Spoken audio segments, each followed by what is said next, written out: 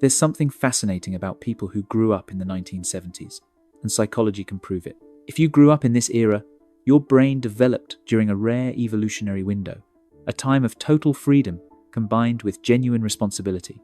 And here's what's interesting. Most people who grew up in the 70s look at our current generation and just laugh.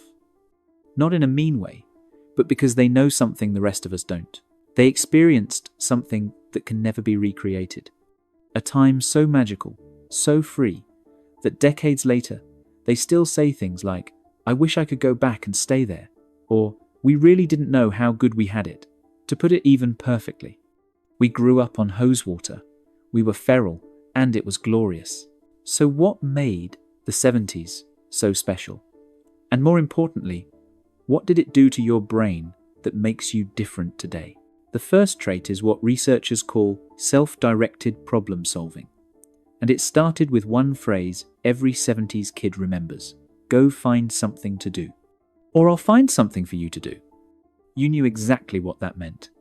If you dared say you were bored, suddenly you were folding clothes or sweeping floors.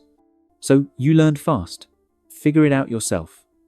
Studies on unstructured childhood show that children who had to create their own entertainment developed significantly stronger executive function and creativity. You weren't handed activities. You weren't scheduled. You had to invent your entire day from nothing. This is why you devoured books, explored on your bike for hours, or spent entire afternoons in the woods building forts. You can say to yourself, "I was never bored. I devoured books or explored on my bike, loved my independence." Your brain learned something modern childhoods skip entirely: how to generate purpose from emptiness. Now, that explains your creativity, but it doesn't explain why you seem almost supernaturally calm in chaos. That comes from this next trait: adaptive risk calibration. You grew up climbing trees that were definitely too high, riding bikes without helmets, throwing rocks at each other, setting things on fire with fireworks. You can say, "That was our internet." Every scraped knee, every minor disaster, every close call was teaching your nervous system something crucial. Research in developmental psychology shows that children who experienced physical risk in play developed better threat assessment and lower baseline anxiety as adults. Your brain learned the difference between actual danger and manageable risk by living it, not by watching it on a screen or having a parent intervene. You broke bones, you got scars, and that honestly felt like a Medal of Honor with a story behind it. This is why you can walk into a crisis and just start solving it while everyone else is panicking. But here's where it gets deeper, and this is the piece most Gen Z will never understand. You carry what researchers call comfortable solitude capacity. You spent hours in your room listening to music. You laid on the grass, just talking to friends. You explored alone. Not because you were lonely, but because there was no screen demanding your attention every 3 seconds. Studies on pre-digital childhood found that people who grew up before constant connectivity show significantly less anxiety when alone with their thoughts. In fact, recent research had participants choose mild electric shocks over sitting quietly for 15 minutes. You'd probably find that ridiculous. You learned early that boredom isn't an emergency. At that time, you know you can never get bored as a kid. Your brain never developed the addiction to constant stimulation that defines modern life. This is why you can wait in long lines without losing your mind. The fourth trait is something psychologists call analog patience, and it shaped you in ways you probably don't even realize. You waited for your favorite show once a week, no binge watching. You took photos and waited days to see if they turned out. You wanted to talk to someone? You memorized their phone number and hoped they were home.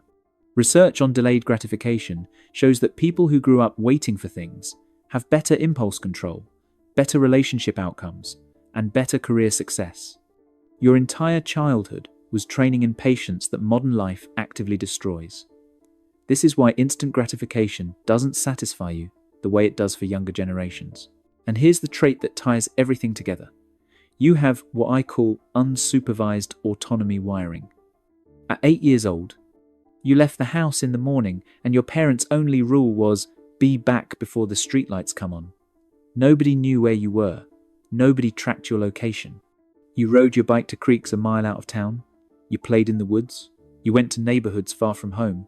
And a random stranger might even offer you a lemonade and sandwiches after playing in a creek all day. But today, that would result in police calls. Back then, it was normal. Research on childhood independence shows that children who had freedom of movement without constant supervision developed stronger internal motivation and decision-making skills. You had to assess situations, make judgment calls, and deal with consequences yourself. Your parents weren't your friends, they were the authority, and they trusted you to be competent. This is why you can plan, adapt, and think critically without external guidance. Every time you look at today's world and feel out of place, remember this: you're not outdated. You're carrying forward capabilities that are going extinct. The independence that looks like coldness, that's competence. The comfort with silence that looks like antisocial behavior, that's depth. The ability to wait that looks like apathy, that's discipline. You survived a childhood that would get parents arrested today, and it didn't damage you, it built you. Most people will say, "I feel honored to have been able to grow up this way." Or, "We lived through the best decade to be a kid." And they're right. For a brief moment in human history, childhood was both completely free and genuinely formative. You got to experience something that doesn't exist anymore. A world where kids were civilized and feral at the same time. Drop a comment if you're a 70s kid and who thinks it was the best era to grow up. And if you love research-based content like this that validates who you really are, hit subscribe because we're just getting started.